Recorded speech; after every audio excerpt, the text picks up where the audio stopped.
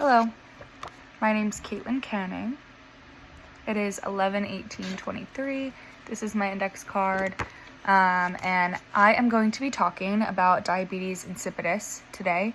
It is one of my favorite things because it was the hardest for me to learn in nursing school. I did not understand it at all, and it wasn't until I started working in the neuro ICU where I fully understood and became so passionate about it that I actually taught a class on the hospital, and I was very excited to see it on the syndrome list because that meant that I could go and brush up on all of my knowledge, and I actually learned a few things that are new, so that's very cool. So diabetes insipidus is an endocrine disorder. Like I said, it is a salt and water imbalance, and what typically happens is your hypothalamus in your brain secretes a hormone called antidiuretic hormone, which is also known as vasopressin, and your body does not produce enough antidiuretic hormone, which means that your body is peeing out all of its water. When I first was learning about this, I thought like, oh, you're hydrated, you're peeing out all of your water. And then I thought about it and I was like, well, you're losing all your water. And what happens is you're retaining salt. So you are going to be hypernatremic in your blood. And then your urine is going to be hyponatremic because your urine is very diluted. So some of the signs that we look for in diagnosing diabetes insipidus, there are usually 3 markers or 4 markers that the diagnosticians need to see, and it's hypernatremia in the blood, hyponatremia in the urine, a low specific gravity in the urine, and a low urine osmolality and a high serum osmolality, because your blood is keeping all of your electrolytes and your urine is very diluted.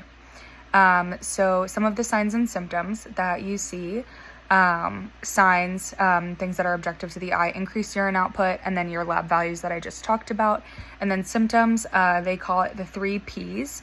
So it will be polydipsia, which is increased thirst because you're getting rid of all of your water. Polyuria, which is just a fancy word for increased urine output, and then polyphagia, which is increased hunger.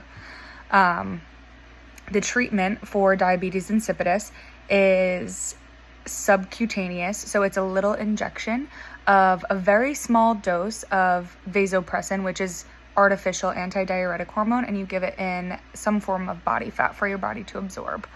And then something else that you can do is replete the water that is being lost.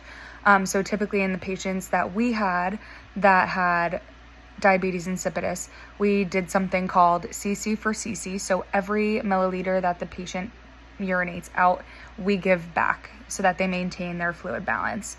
And then the thing that I learned today when I was brushing up on my knowledge was that diabetes insipidus can be caused by a few things. In my experience, it was some sort of tumor, usually in your pituitary area, or a subarachnoid hemorrhage, but I learned that it could be gestational too, which I thought was very interesting. And it makes sense because hormonal changes. The disorder that goes hand in hand with diabetes insipidus is called the syndrome of inappropriate secretion of antidiuretic hormone, which is a mouthful. It's also known as SIADH, and it is actually the exact opposite of diabetes insipidus. So you have a low urine output. Your urine sodium, specific gravity, and osmolality are going to be high because your urine is going to be very dark and concentrated. And then your serum sodium is going to be down, so you'll be hyponatremic. The treatment for this is actually a fluid restriction. So we typically let our patients only consume about 1 liter of water when they have SIADH. And the way that I learned was DI, diabetes insipidus, is known as dry inside. Because you're dehydrated, you're peeing out all of your water, and then SIADH, you're hydrated, but you're not peeing a lot, is soaked inside. So basically the water is being kept in your vessels and overhydrating you inside. And then the other illness that I was going to talk about is diabetes mellitus, which is an endocrine disorder. It doesn't necessarily go hand in hand with diabetes insipidus and SIADH, but The term diabetes people get mixed up. Diabetes mellitus actually doesn't have anything to do with salt or water, but it does have everything to do with sugar, insulin resistance. Your pancreas is either unable to produce insulin, or maybe due to lifestyle choices, your serum glucose is just too high for your body to keep up with, and artificial insulin is then needed. So those are the syndromes that I wanted to talk about today. Like I said, I'm very passionate about diabetes insipidus and SIDH, so I really enjoyed this.